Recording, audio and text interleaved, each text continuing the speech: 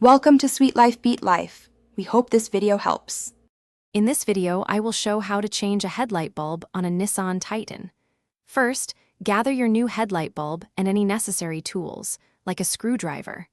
Open your truck's hood and find the back of the headlight assembly.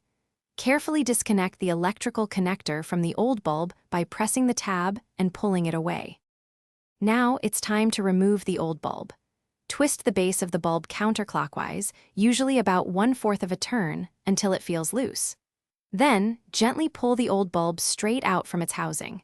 Remember, when handling the new bulb, try not to touch the glass with your bare hands, as oils can reduce its lifespan.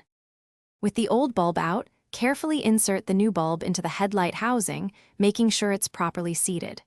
Twist the new bulb clockwise, again about 1/4 of a turn, until it locks securely into place.